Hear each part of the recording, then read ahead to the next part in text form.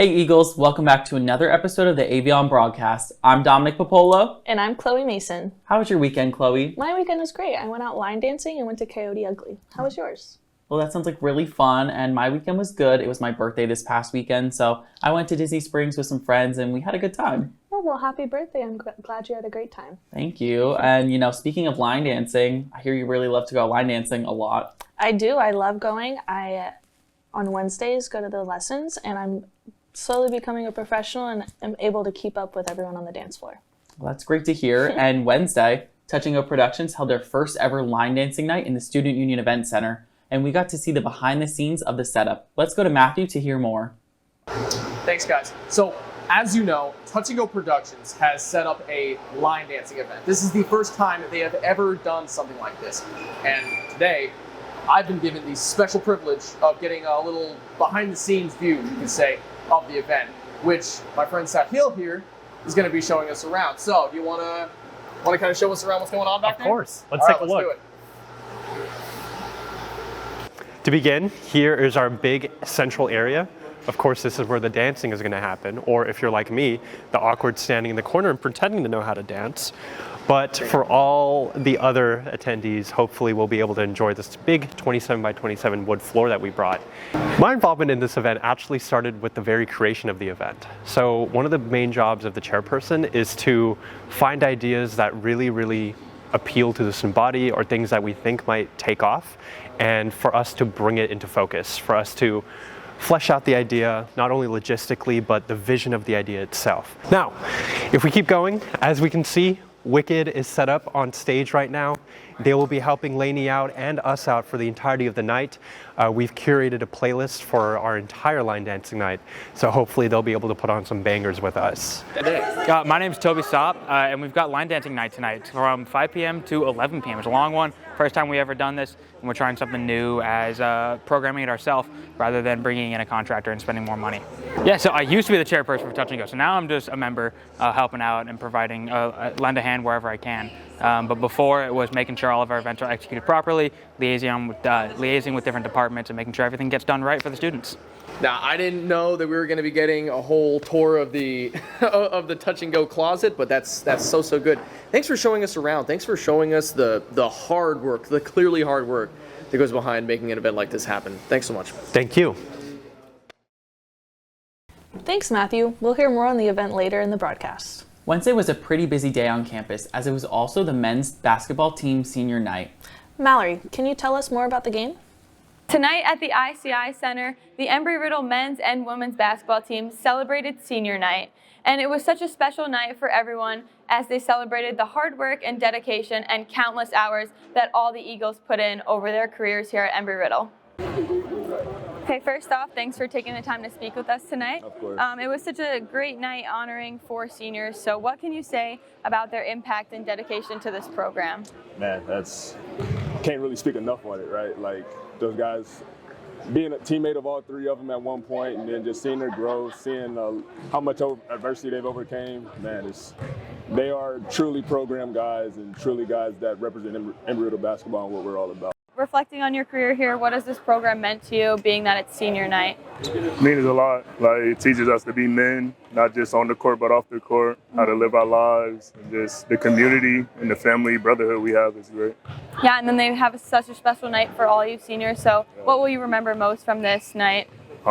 Just being with my brothers for real, fighting. No matter if we win or lose, just fighting with them means a lot to me. Yeah, absolutely. When they came in, they were kids, right? The 18-year-old kids, not knowing what the heck our culture was about, not knowing, honestly, all they knew was basketball, right? They came in as little 18-year-olds, now they're going to leave here in a few months as men, right? Mm-hmm. Like, coming in and just learning, big picture stuff, right? Aside from basketball, culture things, just overcoming adversity, like I said earlier, so. So you're headed to Barry on Saturday, so will you prepare over the next few days to close out conference play strong? Just get our minds right, get our bodies rested, probably watch film tomorrow. Guys get in, get a little workout in, take a little day off, and then Friday be ready to work, go over their stuff, get back physically ready, and go down and get a win. Perfect. Thank you for your time. Thank you.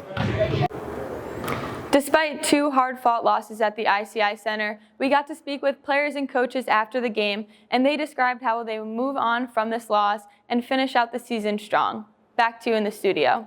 Thanks, Mallory. Even though they lost, it was still great to celebrate the seniors on the men's basketball team. Agreed. Moving outside, did you know that Saturday was the official start to meteorological spring? You know, it makes sense. We really have been feeling those spring-like temperatures recently.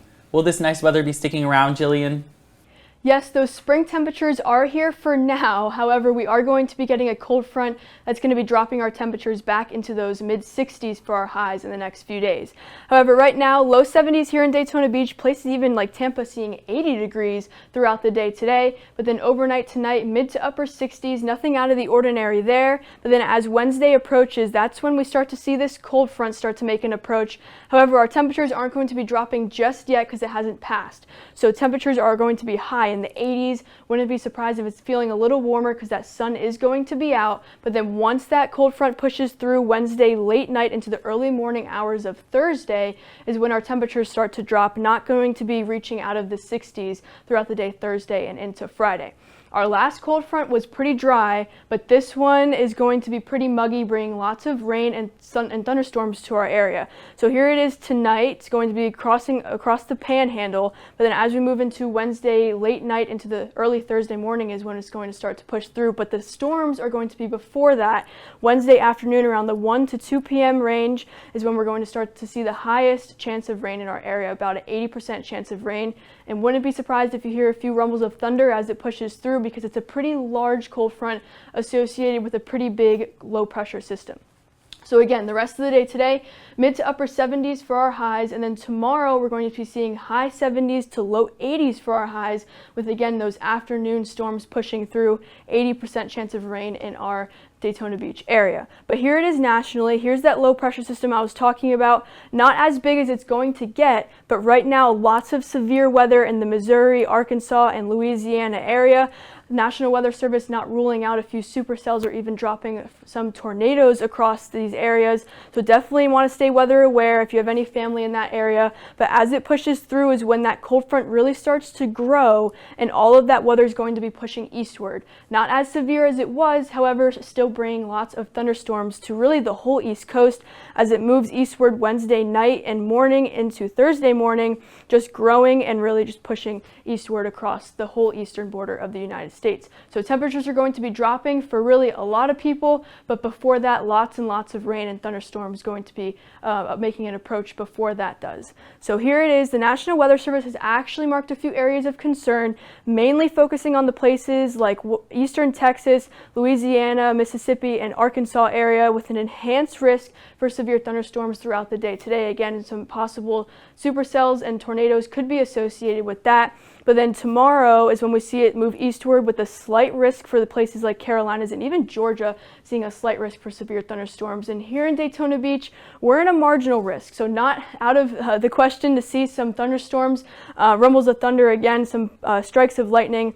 Very possible as we still are in that marginal risk for our area. 7-day forecast.